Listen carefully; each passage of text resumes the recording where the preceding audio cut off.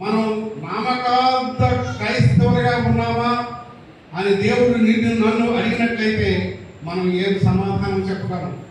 ఇలాంటి పండుగలు అనేకమైనటువంటివి వస్తాయి. ఈ పండుగలు మనకి కావలసినటువంటి పండుగలు కాదు.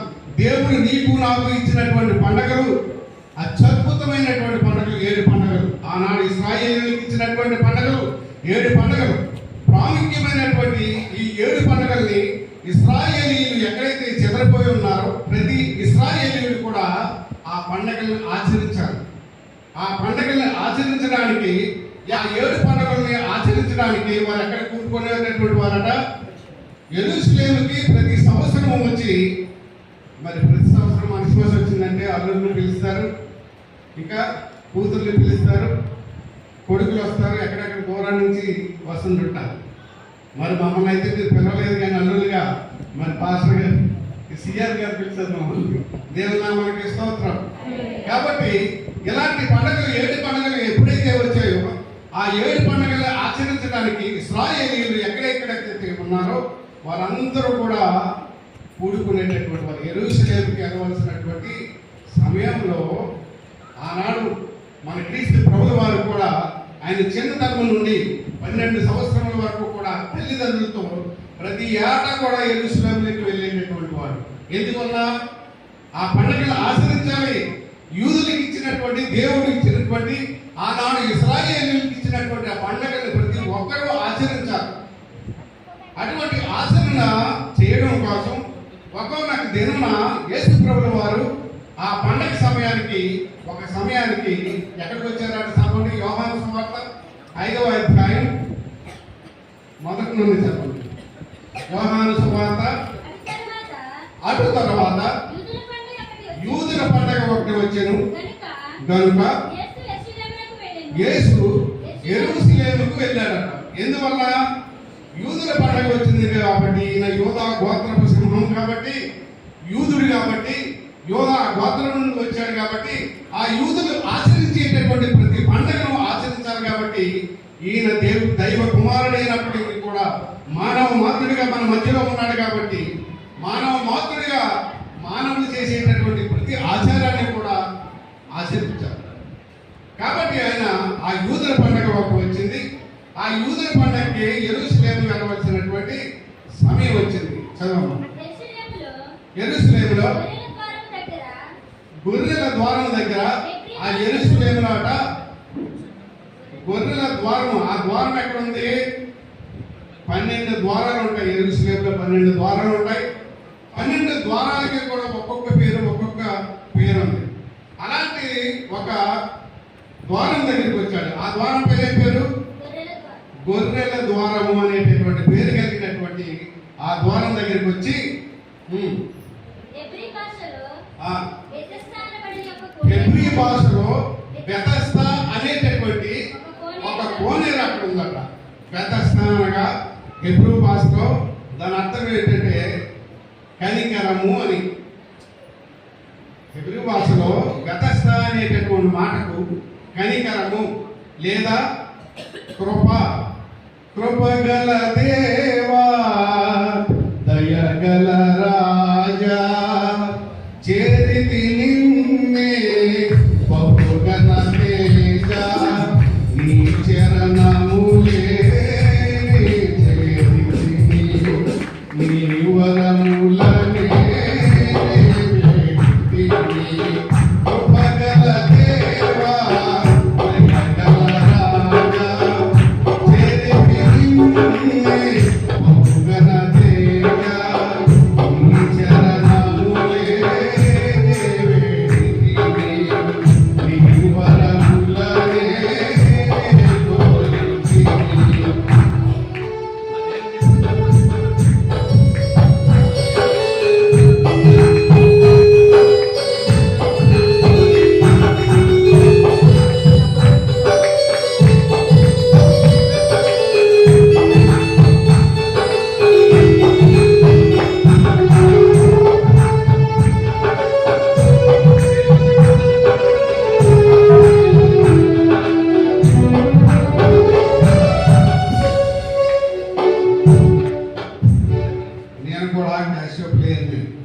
నా యొక్క నేను మొట్టమొదటిగా బాప్తిజం తీసుకున్నప్పుడు బాప్తిజం తీసుకోవడానికి కారణం ఆ క్యాషియో ప్లే చేయడం వల్ల.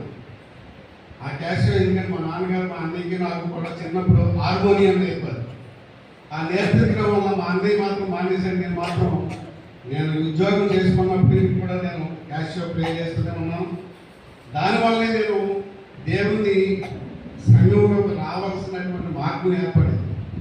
అది చాలా పెద్ద, నా బాప్తిజం గురించి చెప్పాలంటే టైం లేదు. కాబట్టి చక్కటి రాగం ఇది. ఈ రాగంలో చక్కగా వాయించాలి.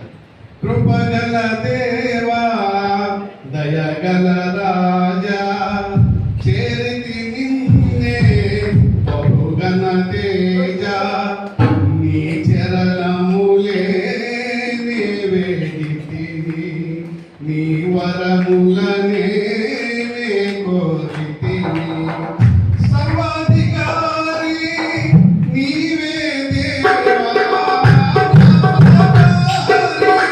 నీవే ప్రభువా నా కోరికలే సఫలము చేసి ఆలోచనలే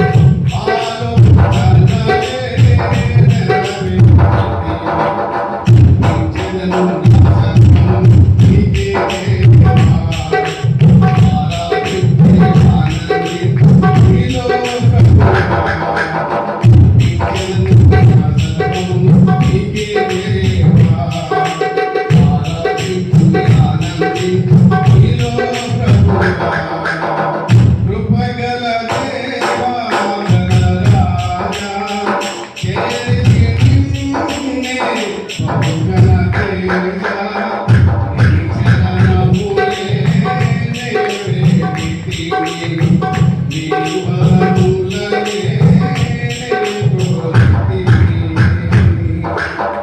అటువంటి కృప అనగా కనికరము అనేటటువంటి ఆ కోనేటి దగ్గరికి యేసు ప్రభువు వారు వచ్చినటువంటి ఆ సమయంలో చదవమ్మ 5వ అధ్యాయం యోహాను సువార్త. 5 మంటపములు కనబడ్డ 5 మంటపాలు అంటే తెలుసు కదండి, పెళ్లికి మంటపాలు వేస్తారు. అటువంటి మంటపాలు కాదు. ఎందుకంటే ఇక్కడ వారికి, ఈ వేదకుడు వారికి అస్సలు ఈ హిందూయిజంలో ఉన్నటువంటి సాంప్రదాయాలు ఏమాత్రం తెలియదు. ఎందుకంటే మా ఆవిడ చెప్తూ ఉంటుంటుంది. మా ఆవిడ పెళ్ళి అయిన కొత్తలో మరి మా ఇంటికి పంపించారు. సారీ పంపిస్తారు కదా, ఆ పంపించినప్పుడు మా ఊళ్ళో అందరూ కూడా ఆడవాళ్ళందరూ కూడా ఎంతది బొట్లు పెట్టుకుని ఆ సారీ తీసుకోవాలని సెలవుడు అంటారు కదా, ఆ సెలవుడు తీసుకోవడానికి వస్తే మా ఆవిడ వెళ్ళిపోయింది. ఏంటి ఎంత బొట్లు పెట్టుకుంటున్నాను దెయ్యాలాగా అని మా ఊళ్ళో అనుకోనిదారు. ఎందుకంటే మా ఊళ్ళో ఒక్కరు కూడా, ఒక క్రైస్తవుడు కూడా లేడు.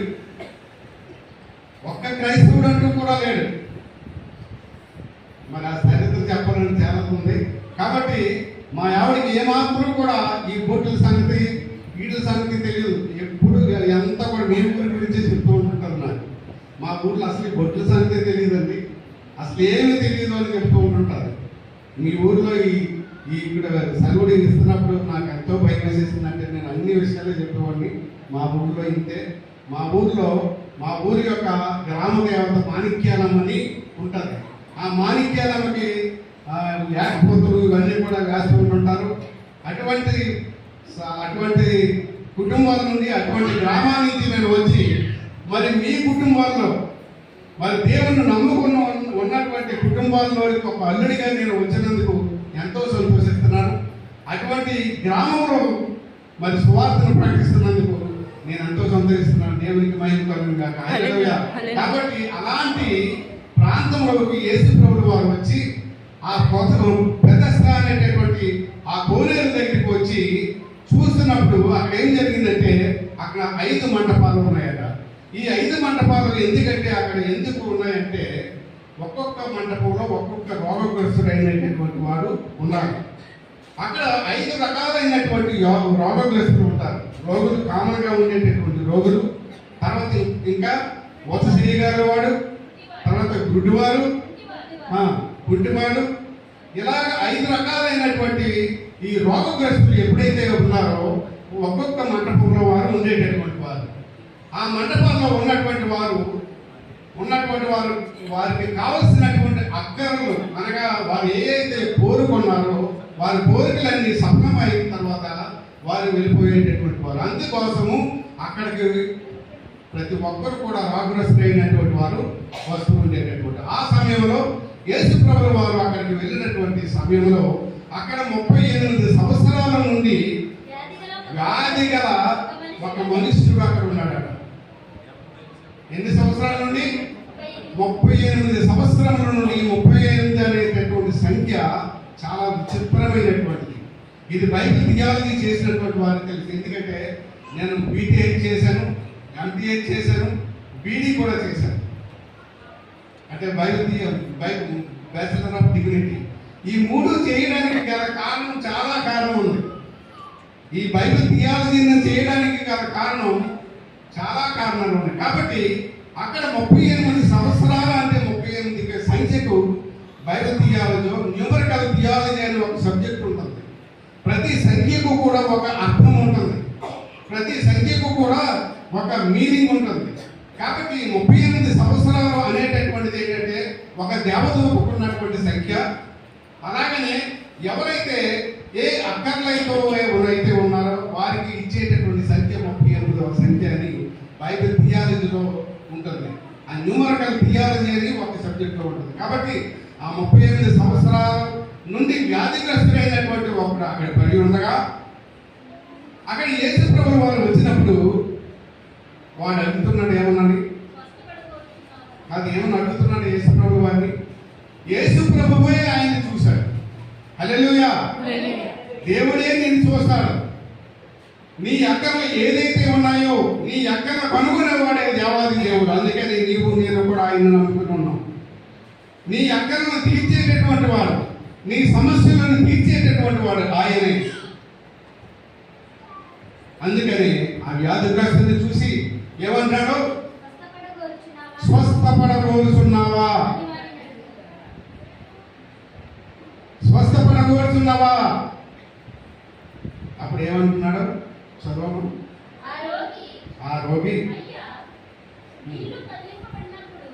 ఏమంటున్నాడట? అయ్యా, నీళ్ళు కదిలిస్తున్నప్పుడు నన్ను కోనేరు తెచ్చడానికి ఎవరు లేడయ్యా, కనుక ఎవరో ఒకరు దిగిపోతున్నాడు ఇందులో, కాబట్టి నేను స్వస్థత పొందలేకపోతున్నాను అంటాడా? అలాగంటాడా? ఏమంటాడు? ఎవడైనా అవసరానికి వచ్చిన వాడు అవసరం అడగకుండానే తీరుతున్నప్పుడు ఏమంటాడు? అంత నెమ్మదిగా చెప్తాడా? అంత సైలెంట్గా చెప్తాడా? ఏమంటాడు? అయ్యా! ఏమంటాడు? అయ్యా అంటాడు. ఈ సమస్య ఏదో ఉన్నప్పటికీ కూడా, నా సమస్య ఏదో ఉన్నప్పటికీ కూడా దేవుడు నిన్ను నన్ను కనిపించేటటువంటి దేవుడు నీ సమస్యను తెలుసుకుని నీ పక్షముగా దైవ సన్నిధిలో పరలోకాల కొరకు ఆయన ప్రార్థన విన్నపాలు చేసేటటువంటి దేవుని కలిగినటువంటి నీవు నేను ఎంత ధన్యులము. అందుకని ఏమంటున్నాడు ఆ రోగి? అయ్యా, ఆకాశమందు నీవు తప్ప నాకెవరున్నారు నా ప్రభు. ఆకాశమందు నీవు తప్ప నాకెవరున్నారు నా ప్రభు. స్తుతిపాత్రుడా, స్తోత్రాలుడా, స్తుతులందుకో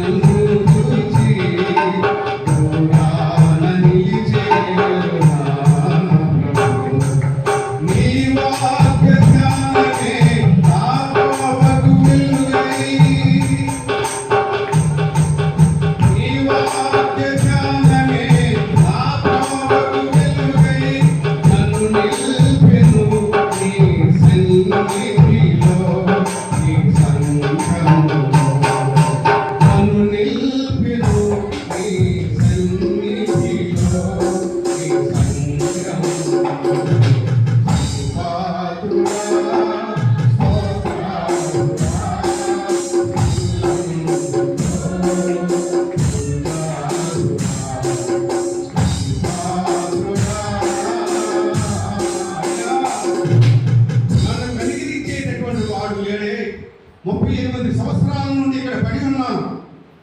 ఒక్కడు కూడా నా స్నేహితుడు కానీ నా బంధువులు కానీ వచ్చి వెళ్తున్నారు, చూస్తున్నారు, కానీ నన్ను కనికరించి ఈ కోనేరులోకి దించేటటువంటి వాడు ఒక్కరు కూడా లేడే. కరుణామయుడా యేసు, నీవు తప్ప నాకెవరున్నారయ్యా? ఈ లోకంలో నీవు తప్ప నాకెవరున్నారు? నన్ను కనికరించంటే యేసు ప్రభువు వారు ఏమంటున్నారు? నీవు లేచి నీ పరుపునెత్తుకొని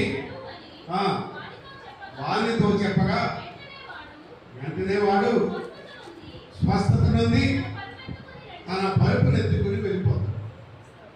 తర్వాత మనం ఒక్కసారి కనిపించినప్పుడు ఆ తర్వాత యేసు ప్రభు వారు చెప్పేటటువంటి ఒక హింట్ 14వ వచనం చదువును. అటు తర్వాత యేసు దేవాలయంలో వారిని చూసి వేరొక చోట ఆ స్వస్థపడినటువంటి వారిని చూసి, ఇదిగో స్వస్థత నొందితివి, మరి ఎక్కువ కీడు నీకు రాకుండానట్లు ఇకను పాపము చేయకుము, ఇకను పాపము చేయకు అనుకుంటున్నారు. ఏంటి వాడు 38 సంవత్సరాల నుంచి పడి ఉంటే పాపం చేయడం ఏంటి?